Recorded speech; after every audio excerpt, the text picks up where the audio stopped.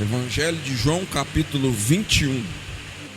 Diz assim: depois disso, Jesus se manifestou novamente aos discípulos, junto ao mar de Tiberíades.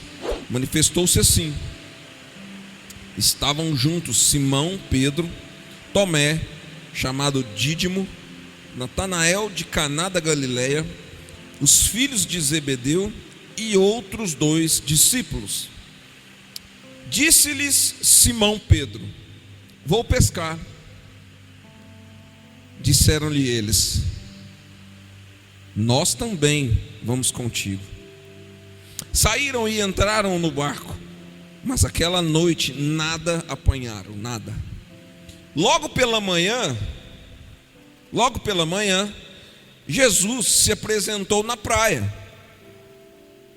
Mas os discípulos não reconheceram quem era Jesus. Então Jesus lhes disse: filhos, tendes alguma coisa de comer? Responderam-lhe: não temos. Jesus, ele se manifestou por um determinado tempo. E não adianta a gente querer antecipar as coisas. A gente não pode querer antecipar as coisas. Tudo que Deus vai fazer, Ele tem um tempo para fazer, João. Às vezes nós não sabemos o tempo de Deus e não devemos mesmo. Porque se soubéssemos o que Deus vai fazer, provavelmente nós desistiríamos no caminho. Sabe por quê? Porque nós temos uma visão e um pensamento a respeito daquilo que Deus tem para mim. Nós temos uma convicção, nós temos algo formado na nossa mente daquilo que Deus vai fazer através de mim. E quando Deus vem com algo diferente, Joel, quando Ele vem mostrar para nós algo diferente, aquilo me surpreende e às vezes me desanima. Quando Ele vem com algo que eu não estava esperando esse meio. Já aconteceu isso com vocês? Deus vem com algo que você não estava esperando, seja de bênção, ou seja algo em dificuldade. Chegou algo para você que você não estava esperando. E nós vivemos um momento agora que nós não estávamos esperando. Nós não estávamos esperando. Nós não estávamos esperando esse momento, tanto que a gente não se preparou para ele. Virou uma loucura. E aí nós começamos a pensar que Deus não estava conosco, Deus não estava ali naquele lugar. Falei, cara, mas não é possível. Nós clamamos para a nação, nós clamamos por o que Deus ia fazer. E aí o que aconteceu? Que Deus nos surpreendeu. Deus nos surpreendeu. Daniel, mas como assim Deus nos surpreendeu com algo tão negativo? Sim, Ele nos surpreendeu. Por quê? Porque Ele nos mostrou que nós não estamos preparados para nada do que Ele vai fazer. Que nós como igreja não estávamos prontos para nada do que Ele vai fazer. Que nós estávamos clamando para que Deus viesse com glória, com poder. Deus me usa, me faz isso. Mas quando Ele veio com algo que nos surpreendeu, nós não estávamos prontos. Nós não esperávamos isso. E essa semana a gente, em consagração, em oração, Deus tocou algo no meu coração. Falou assim: Daniel, sabe o que está acontecendo com vocês? Vocês estão voltando a pescar. Vocês estão voltando a fazer algo, a ter hábitos do passado. Vocês estão voltando a ter hábitos do passado.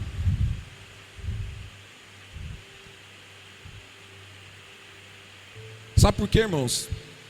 Quando nós lemos aqui no capítulo 21 do Evangelho de João, Jesus havia morrido, havia ressuscitado, E se você for ver antes do capítulo 21 de Mateus, Jesus já tinha aparecido para os discípulos algumas vezes. Amém? Se você for ler que antes do capítulo 21, você vai ver que Jesus já havia aparecido para alguns discípulos. Aliás, para os discípulos. Ele já havia aparecido para os discípulos algumas vezes. E mostrado, gente, eu estou aqui, eu ressuscitei. A palavra se cumpriu, eu estou aqui. Quer dizer, eles conheceram o Cristo ressurreto. Eles viram que Jesus ressuscitou, que Jesus venceu a morte, que Jesus venceu o inferno, que Jesus destroçou as correntes que prendiam a igreja. Eles viram isso.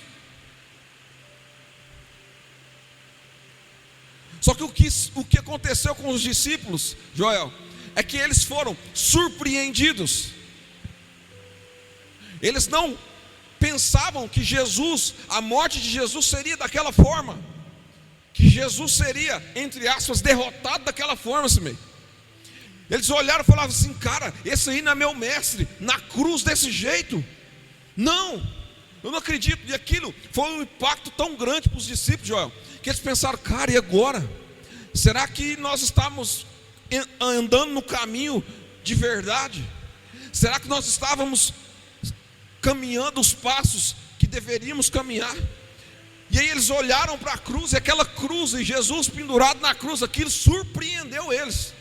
Eles não estavam esperando. Apesar de que Jesus, em toda a caminhada, falava que ele seria morto, que ele seria crucificado.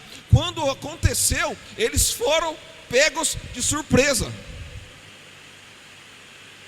Eles foram pegos de surpresa. Mas Jesus ressuscitou. E Jesus ressuscitando, ele aparece para os discípulos. Mas dentro do coração deles, Joel, eles sabiam que Jesus estava vivo. Você sabe que Jesus ressuscitou, amém? Você sabe disso? Sabe que Jesus vive, né? Os discípulos também sabiam. Eles sabiam que Jesus estava vivo. Mas ainda assim, eles voltaram a fazer os hábitos do passado. Sabe por quê? Porque o coração estava entristecido, irmãos. Porque foram pegos de surpresa. Eles não estavam ali com a cabeça baixa, não porque Jesus havia morrido somente, mas porque eles pensaram: cara, nós fomos pegos de surpresa. Nós estamos, rapaz, com perdão da palavra, nós somos nada. Você já pensou isso de você? Eu já pensei, eu falei assim: cara, eu não sou um nada mesmo, realmente. Jesus confiou muita coisa para mim, e na hora que eu precisei mostrar, eu não fui homem, eu não fui mulher de Deus. Foi isso que os discípulos pensaram. Era isso que estava corroendo o coração deles. Eles pensaram assim: cara, a hora que mais a palavra de Deus, a hora que mais Deus precisava de mim, o que eu fiz? Como diz o Alex, eu franguei.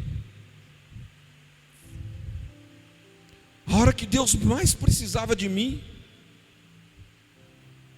eu fugi da batalha. A hora que eu precisava estar do lado de Jesus, eu abandonei. Fomos pegos de surpresa. E aí o que eles fizeram? O líder, Pedro, porque deixa eu te falar, só vão os discípulos porque o líder foi, tá? Então quando Pedro falou assim: vou pescar, o que os discípulos fizeram? Nós vamos também. Nós vamos também com você. Foram pescar, irmãos, não pegaram nada a noite inteira. Simei, não pegaram nada a noite inteira.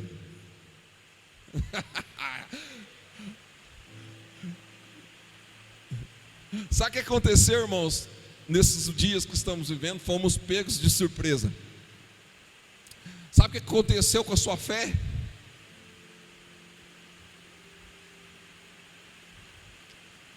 E por causa disso, sabe o que você voltou a fazer? Aquilo que você fazia no passado. Você deixou de orar agora, de acordar de manhã para orar, de ler a Bíblia, de buscar o Senhor, de evangelizar. Daniel, de evangelizar, mas não posso ter contato. Você voltou a pescar. Você falou agora assim, cara, sem trabalho, com a pandemia, rapaz, preciso trabalhar, preciso pescar. Você esqueceu que Deus te instituiu discípulo. Você esqueceu que Deus te constituiu sacerdote. Você esqueceu que sobre você existe agora uma autoridade que foi dada por Jesus. Você largou isso, você deixou isso de lado e falou: eu vou pescar, eu vou voltar a fazer aquilo que eu fazia. Sabe por quê? Porque eu preciso cuidar das minhas coisas. Que agora Jesus já era, mano. Jesus já era.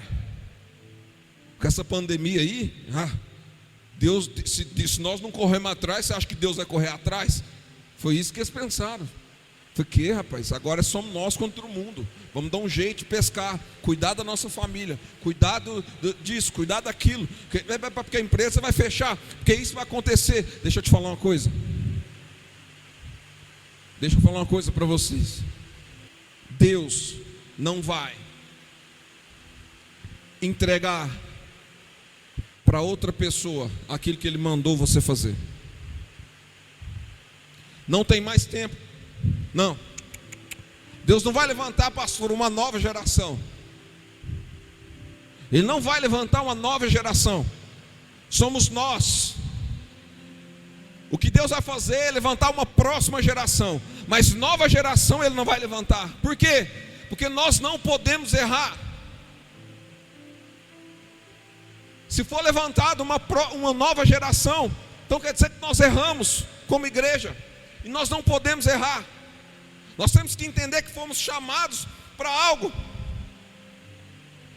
E aí, eles voltaram para a pesca, mesmo sabendo que Jesus ressuscitou. Nós sabemos que Jesus ressuscitou. Mesmo sabendo que Jesus venceu a morte, nós sabemos que vencemos a morte. Mesmo sabendo que Jesus é o Rei dos Reis, está sentado à direita do Pai. Nós sabemos disso, eles sabiam, e ainda assim voltaram a pescar. E Simei, pescaram a noite inteira e não pegaram nada. Você não vai pegar nada se você não estiver fazendo aquilo que Deus mandou você fazer. Vai ser em vão o seu trabalho. Se Deus não edificar a casa, em vão trabalham os que edificam. Se Deus não guardar a cidade, em vão trabalha o sentinela.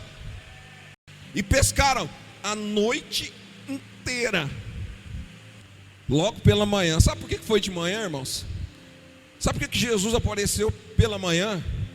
Jeremias capítulo 3, versículo 22 fala assim: que as misericórdias do Senhor se renovam a cada manhã.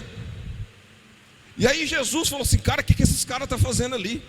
Está na hora, porque misericórdia, o que é misericórdia? Misericórdia é pegar você está aqui, você está aqui, e aí você errou.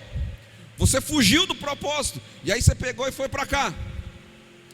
Misericórdia é Deus pegar você e te colocar no lugar de novo de origem. Misericórdia não é passar um pano e falar: não, vamos caminhar de novo. Não, misericórdia de Deus é pegar você e te colocar no mesmo lugar de honra que você tinha antes. Isso é misericórdia. Então quando Lamentações de Jeremias capítulo 3, versículo 22 fala que as misericórdias do Senhor se renovam pela manhã. E aí ele veio pela manhã e falou assim, versículo 4: logo pela manhã Jesus se apresentou na praia, mas os discípulos não reconheceram que era Jesus. Então Jesus lhe disse: filhos, tem de algo? Tem de alguma coisa aí para comer? Cara, se você fugir do que Deus mandou você fazer, você nunca vai ter nada para alimentar as pessoas. Se você não estiver fazendo o que Deus mandou você fazer, você nunca vai ter algo para ajudar as pessoas.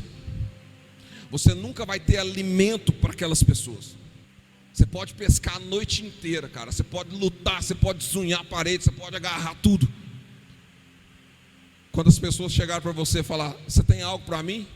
Você vai falar assim: não. Por quê? Porque você não está fazendo o que foi chamado para fazer. E aí Jesus perguntou para eles: filhos, tendes alguma coisa de comer? Responderam-lhe: não. Não tem. Por causa do momento, irmãos, por causa daquele momento, daquela circunstância, eles voltaram aos hábitos do passado. E quando nós voltamos aos hábitos do passado, João, quando nós voltamos a fazer o que fazíamos no passado, Jesus pode andar do nosso lado, que a gente não reconhece que é Ele. Deus pode mandar sinal de todo lugar, que a gente não reconhece. Deus pode mandar um anjo na porta da sua casa para falar com você. Se você não estiver fazendo o que Deus mandou você fazer, você não reconhece que é Jesus, que é Deus que está fazendo. Por quê? Porque eu não estou vendo a situação pela perspectiva de Deus. Porque a perspectiva de Deus tem um outro sentido, ó. Enquanto eu olho por um vale cheio de ossos e vejo morte, Deus olha para o mesmo vale e vê um exército. A perspectiva não é a de Deus. O que eu vim fazer aqui hoje, essa noite, foi falar para você: volte a ser pescador de homens, porque foi para isso que Jesus te chamou. A pesca que você está fazendo está errada. Mas é pesca, mas é a pesca errada, é o peixe errado. O trabalho parece ser de Deus. O trabalho parece ser de Deus. Por quê? Porque é pesca. Mas a primeira coisa que Jesus falou para eles quando chamou: deixa aí, porque vocês agora vão ser pescadores de homens. E aí Pedro estava com a visão tão distorcida e não estava olhando com a perspectiva de Deus, que ele falou assim: não, o que nós temos que fazer é pescar. É pescar, então bora, vamos voltar a pescar. Não, que absurdo. A pesca é outra. A pesca é outra. Você agora precisa ir atrás de pessoas, não para tirar elas do mar, mas para jogar elas na água. É diferente. Eles foram tirar os peixes da água, sendo que o propósito é colocar todos na água. E aí nós afastamos e voltamos aos hábitos antigos. Voltamos aos hábitos antigos. Por quê? Porque tudo ao nosso redor está complicado agora. Nós olhamos para o lado, olhamos para o outro, está tudo mudado, está tudo diferente, está complicado. Nós pensamos, olhamos, Joel, nós falamos assim: cara, nós não vamos vencer isso. Tem dia que você olha, você fala: cara, como que nós vamos vencer esse período? Como que nós vamos vencer esse período tão tribulado? Como que nós vamos vencer esse momento tão difícil? Porque você olha, você não vê nada. Você fala assim: cara, aonde que está o meu socorro? Foi o que Davi falou. Eu olho para os montes e fico perguntando: de onde virá o meu socorro? Eu fiquei pensando assim: não, mas Davi foi violento nesse salmo. Mas cara, tem um negócio ali. Quando ele fala: eleva os olhos para os montes, de onde virá o meu socorro? Sabe por quê? Ele errou. Porque o primeiro lugar que ele olhou foi para a terra. Eleva os olhos para os montes, e ele fica: da onde que vem meu socorro? Depois ele cai em si: não é aqui na terra, meu socorro vem do Senhor. Então às vezes você olha para a situação, você fala assim: cara, como que nós vamos resolver? Fala para o irmão do seu lado, ou que está em sua casa, fala: cai em si, meu irmão. Porque o seu socorro não está aqui na terra, o seu socorro está no céu. Abra sua Bíblia comigo. Abra sua Bíblia comigo em 1 Reis, capítulo 19. Ora, Acabe fez saber a Jezabel tudo o que Elias havia feito e como matar a espada todos os profetas. Então Jezabel mandou uma mensagem a Elias a dizer-lhe: assim me façam os deuses, a outro tanto, se até amanhã, a estas horas, eu não fizer com a tua vida como a de um deles. Elias teve medo e correu para salvar a sua vida. Quando chegou a Beceba, que pertence a Judá, deixou ali o seu moço. Ele mesmo, porém, foi ao deserto, caminho de um dia. Chegou, sentou-se debaixo de um zimbro e pediu para si a morte, dizendo: Já basta, ó Senhor, toma agora a minha vida, pois não sou melhor do que meus pais. E deitando-se dormiu debaixo do zimbro. De súbito um anjo, de repente, Deus te surpreende. De súbito um anjo o tocou e disse: levanta-te e come. Foi a mesma coisa. Jesus perguntou: vocês têm alguma coisa para comer, hein? Jesus perguntou para os discípulos: vocês têm alguma coisa para comer? Por quê? Porque se você não estiver alimentado, se você não estiver o alimento de Deus na sua vida, se você não estiver fortalecido, você não consegue ir para a caminhada, cara. Você não consegue. Você precisa estar sustentado em Deus. Versículo 6: ele olhou e viu que a sua cabeceira estava um pão cozido sobre brasas e uma botija de água. Tendo comido e bebido, tornou a deitar-se. O anjo do Senhor voltou segunda vez, tocou-lhe e lhe disse: levanta-te e come, pois muito longo te será o caminho. Está lembrando ele. Sabe por que está lembrando ele? Porque ele voltou a fazer o quê? Os hábitos do passado. Cara, o cara acabou de vencer uma batalha contra os profetas de Baal. O cara acabou de vencer, Joel. E aí Jezabel fala que vai matar ele, ele foge de medo.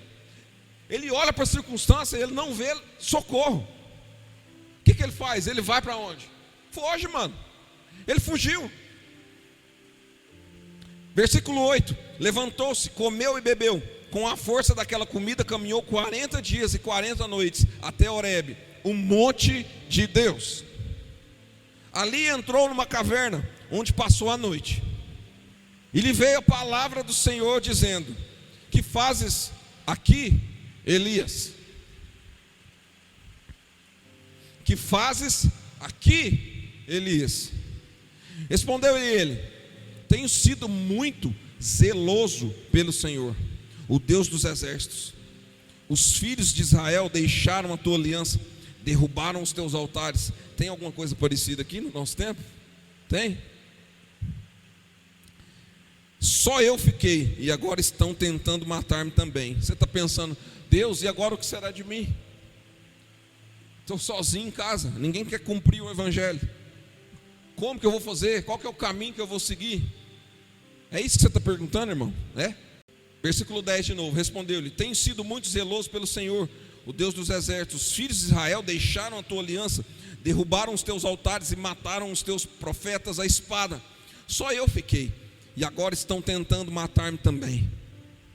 Disse-lhe Deus: vem para fora e põe-te neste monte perante a face do Senhor, pois ele vai passar. Então um grande e forte vento fendeu os montes e despedaçou as penhas diante do Senhor, mas o Senhor não estava no vento. Depois do vento, um terremoto, mas o Senhor não estava no terremoto. Presta atenção. Depois do terremoto, um fogo, mas o Senhor não estava no fogo. Depois do fogo, uma voz calma e suave. Ouvindo-a, Elias envolveu o rosto na capa e, saindo, pôs-se à entrada da caverna. Então lhe veio uma voz que dizia: que fazes aqui, Elias? Sabe o que é mais interessante? O cara acabou de vencer uma batalha contra os profetas de Baal. Ele acabou de vencer. E por causa de uma ameaça, ele fugiu com medo, desesperado, e pensou: e agora o que vai ser de nós? Deixa eu te falar, não adianta, irmãos, a gente querer fugir. Você já foi carimbado por Deus? Deus já tocou no seu espírito? Então você pode ter certeza que Ele vai aonde você estiver. Quando Paulo fala que se você estiver no mais profundo abismo, onde Ele vai estar? Vai estar lá. Então não pensa que Deus vai deixar você.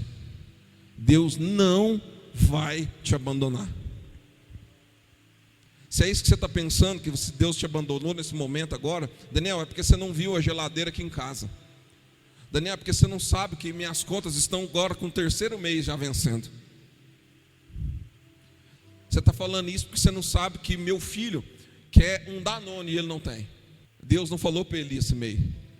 Deus não falou para Elias, falou assim: Elias, o que você está fazendo aí na caverna? Deus falou assim: Elias, o que você está fazendo aqui? Sabe por quê? Antes de você chegar, Deus já estava aí te esperando. Deus estava lá no lugar da aflição primeiro que você. Sabe por quê? Porque Ele não abandona os seus. Não, Daniel, você não está entendendo a situação que eu estou vivendo.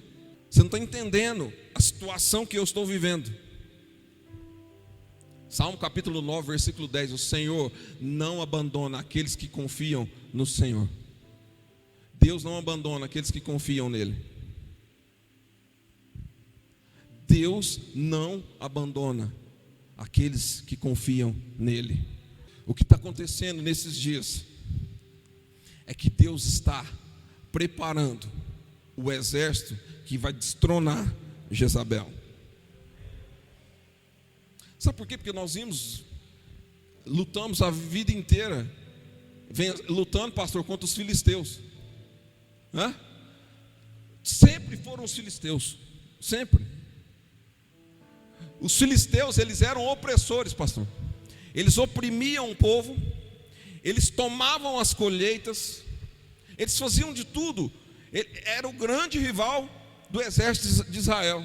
Mas chegou um tempo que o maior adversário era uma mulher chamada Jezabel. E aqui nós estamos falando de algo espiritual. Às vezes nós estamos tentando lutar contra os filisteus meio de fora, sendo que a luta agora é no espírito. Sabe por quê? Porque chegou a hora da igreja. O que Deus está fazendo é nos preparando. É nos preparando para destruir um principado. E aí todos esses movimentos que a gente já viu acontecer, sabe por quê? Acompanha comigo. Primeiro veio o quê? O vento. Veio o vento. O vento veio, balançou tudo, as estruturas, quebrou tudo. O vento, ele fala de algo que muda as coisas, mas é passageiro. E aí o que Deus quis mostrar para Elias ali é que aconteceram muitas coisas que mudaram alguns ambientes, mas foi passageiro isso mesmo. Foi, presta atenção. Então primeiro veio o vento, que mudou algumas coisas de lugar, ô Joel. Mudou, tirou um negócio daqui para ali, foi bom, mas foi passageiro, porque o vento é passageiro. Depois veio o terremoto. O que é o terremoto? O terremoto, ele abala a terra, ele mexe com as pessoas, mas ele também é passageiro. E nós não podemos viver de algo passageiro. Não. Era assim no Velho Testamento. O Espírito Santo vinha, descia sobre o profeta falava, o Espírito Santo descia, voltava. Não. O que é agora na graça? O que Jesus fez? Ele falou assim: não, agora o Espírito Santo estará com vocês até a consumação do céu. Quer dizer, é algo agora perpétuo. Todas as ações de Deus são perpétuas. Então veio o vento, mudou algumas coisas de lugar, mas foi passageiro. Veio o terremoto, abalou as estruturas, mexeu com as pessoas meio. Teve uma época que as pessoas foram tocadas, pastor, pelo terremoto. As pessoas balançavam, elas mexiam, elas mudavam de lugar, de cidade, mudavam de cidade. Então veio o terremoto e mudou, e teve mudanças, mas foi passageiro. E aí veio o fogo. Nos últimos anos nós temos visto que o fogo está tomando conta de toda a igreja, pastor. O fogo toca as pessoas. O fogo dói, disse meio. O fogo dói. Por quê? Porque ele queima. O fogo, ele dói, porque ele queima. Mas o fogo, ele não transforma. Não, Daniel, não. O fogo, ele consome. Então veio o fogo e fez o quê? Consumiu. Não transformou. É por isso que você está vendo muitos coaches usando hoje o quê? A Bíblia. Por quê? Porque aqui está tudo.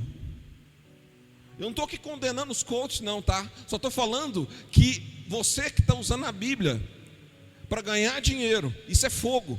Isso não transforma as pessoas. Amanhã ela está sentindo a mesma dor.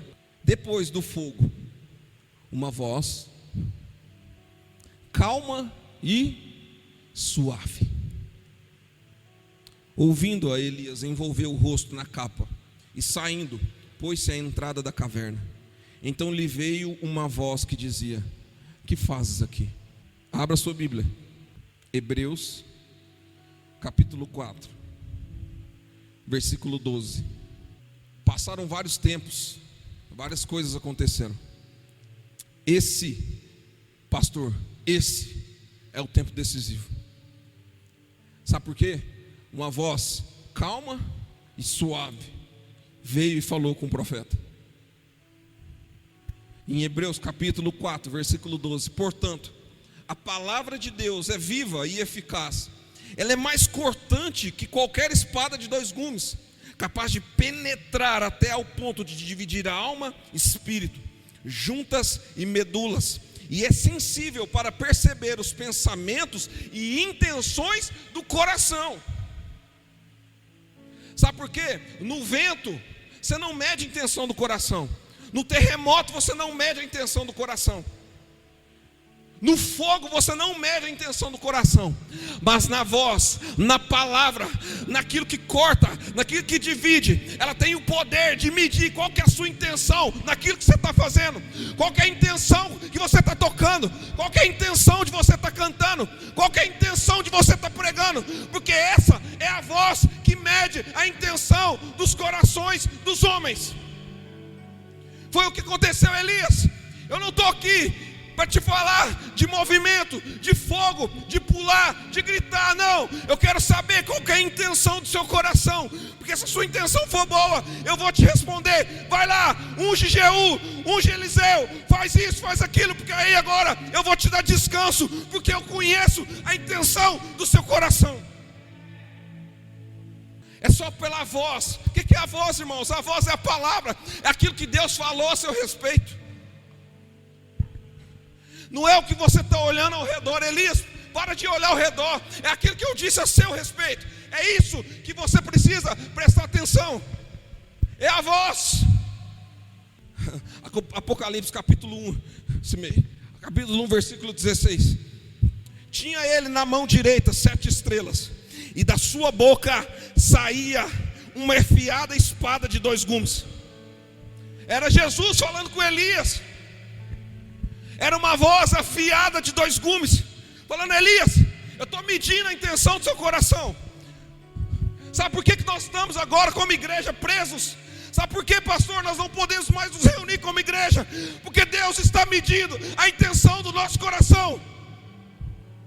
É por isso que Deus parou muitas coisas que achávamos que era de Deus. Deus parou muitas coisas que você estava fazendo que Ele não mandou fazer. Por quê? Porque Ele vai medir a intenção do seu coração. Então não fique triste.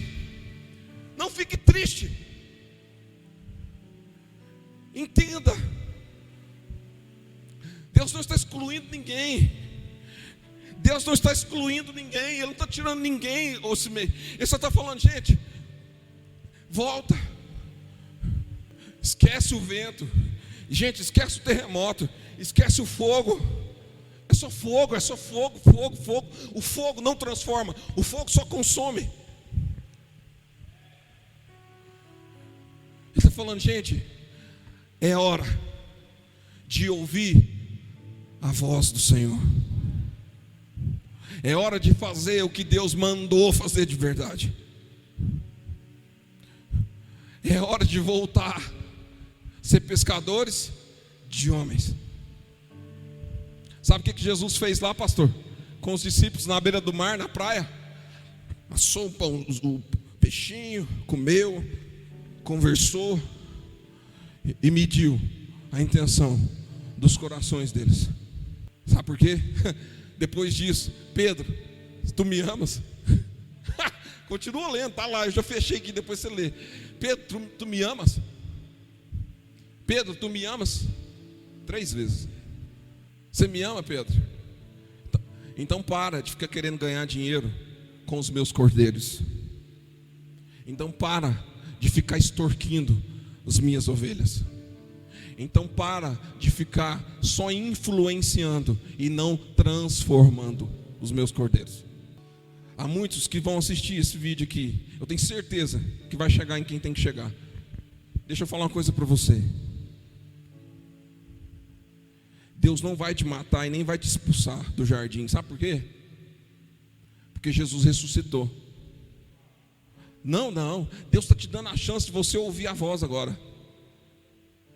Você que é músico, você que é pastor, que chegou no ápice, Deus está falando para você, é hora de ouvir minha voz.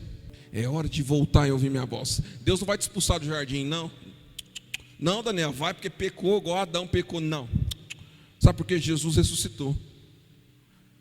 Você não vai precisar sair do jardim, não. Se você for um pouquinho antes do que nós lemos aqui, em João capítulo 21, quando Jesus ressuscita, ele aparece primeiro para quem? Maria. Aparece para Maria. Maria Madalena. Sabe o que Maria fez? Ela confundiu Jesus com o jardineiro. Por que ela confundiu Jesus com o jardineiro? Porque a visão dela era focada no outro jardineiro. Quem? O jardineiro, gente, Adão. O jardineiro do Éden. Adão era o jardineiro. Era ele que cuidava do jardim. Quem cuida de jardim era o quê? Quem cuida do jardim é o jardineiro. Ela olhou para Jesus e falou assim, confundiu ela com o jardineiro. O que você fez com o meu mestre?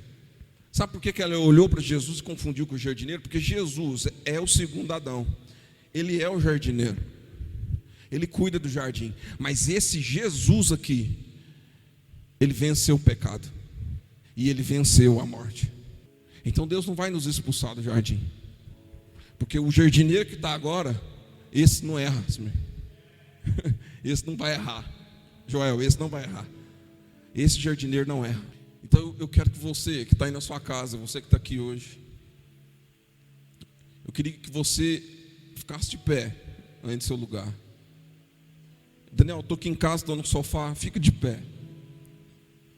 Você pode fazer isso? Estamos vivendo um momento difícil, onde nós não podemos aglomerar pessoas, não podemos nos abraçar, mas isso não te impede de estar perto de Jesus. Isso não te impede de fazer o que você fazia. Você lembra quando você ia para o monte todo dia orar? Você lembra quando você fazia jejum pelo menos 3 vezes na semana? Lembra? Você lembra quando você acordava de manhã, a Bíblia do lado da cama, ou na cabeceira, ou na mesa? Primeira coisa que você fazia era ler um salmo. Era um hábito, não era? Era um hábito. Ler um salmo. Não, vou começar meu dia com um salmo. E aí você fazia, tinha uns que faziam assim, fechava o olho, não era? Tchau. Nossa, Deus falando comigo. E às vezes era uma palavra qualquer ali que você já leu 50 vezes, mas seu coração estava tão apaixonado por Jesus que qualquer palavra que quando você lia na Bíblia, Jesus chorou. Você, por quê? Jesus caminhava, você caminhava com Jesus. Você caminhava com Jesus. E aí Jesus ressuscitou. E aí chegou a tribulação. E chegou um momento que você precisou amadurecer. E quando você amadurece, vem cá, Joel. Mas não chega muito perto, tá? Nós estamos com distanciamento social. Então está o Joel aqui, né? E aí, está longe disso, tá? Mas eu sou Jesus. E aí Joel acabou de converter-se. Acabou de converter. E aí, Joel, vem e me segue, que eu vou te mostrar como é que faz. Aí Joel vem, me segue. Joel, cuidado com a caixa, cuidado para você não cair, tal.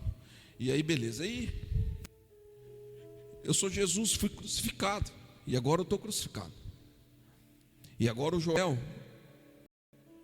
precisa amadurecer. Por quê? Porque ele está agora com uma missão. Ele tem uma missão. Ele não é mais menino. Agora ele já é um jovem, ele já é um homem que está criando, formando o caráter. Então as tribulações, ele está caminhando, ele está lutando, e parece que o Joel está sozinho.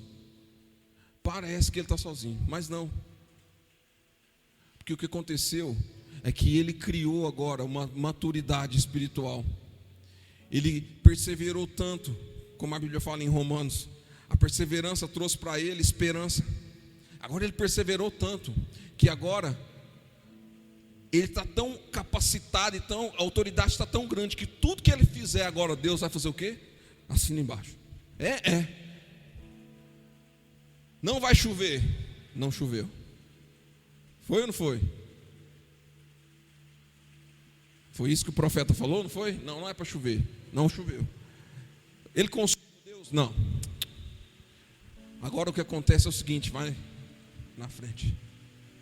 Joel está tão maduro que agora Deus está só respaldando tudo aquilo que ele vai fazer.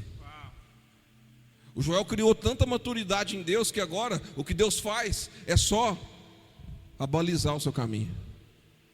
Valeu, Joel. Obrigado.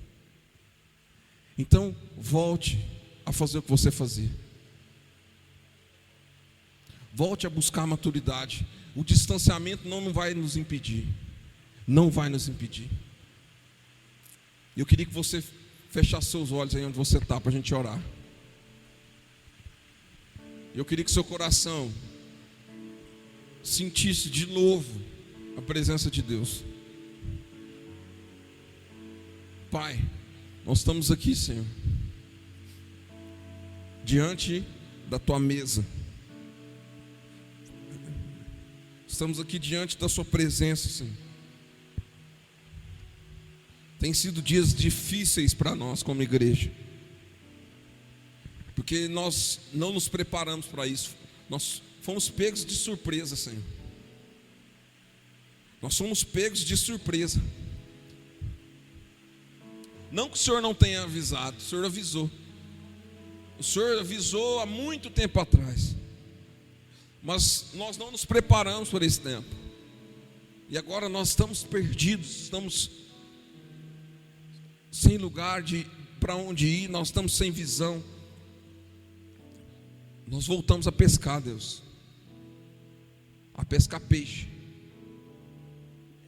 e paramos de ser pescadores de homens, de tocar nos corações, de tocar nas pessoas. Por isso nós te pedimos, Espírito Santo de Deus, queima no nosso coração mais uma vez. Queima mais uma vez no nosso coração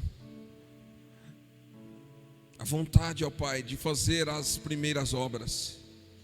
Deus, nós não medíamos esforços. Nós não medíamos esforços. Nós acordávamos 3, 4 horas da manhã, íamos dormir 1, 2 horas da manhã, porque aquilo, ó Pai, queimava no nosso coração. Aquilo queimava no nosso coração. Oh Espírito Santo de Deus, o Senhor já veio com o vento, o Senhor mudou algumas coisas de lugar, mas foi passageiro. O Senhor já mandou o terremoto, que mexeu com as estruturas, mexeu com as pessoas, mas também foi passageiro. O Senhor mandou fogo, onde o Senhor queimou muitas pessoas, onde o Senhor ardeu muitos corações. Mas esse fogo, ó Pai, não conseguiu transformar as pessoas. Assim como a sarça estava queimando e não estava sendo tocada pelo fogo, assim somos nós nesses dias. O fogo, ó Pai, está sobre nós, mas nós não deixamos ser queimados, ser transformados. Mas esse tempo é o tempo onde a sua voz suave, a voz suave, uma voz onde sai uma espada afiada de 2 gumes. Esse é o tempo dela penetrar a nossa vida, de transformar as nossas vidas, de dividir alma e espírito, juntas e medulas, e medir a intenção dos nossos corações. Então nós te pedimos, ó Pai, arde de novo Arde de novo aquilo que nós tínhamos quando o Senhor estava andando conosco. Quando nós estávamos assíduos na sua casa. Nós lembramos disso, ó Pai. Nós lembramos daqueles dias, daqueles momentos, ó Pai. Espírito Santo de Deus, tem misericórdia de nós. Tem misericórdia de nós, Senhor. O que dizer para tocar o teu coração?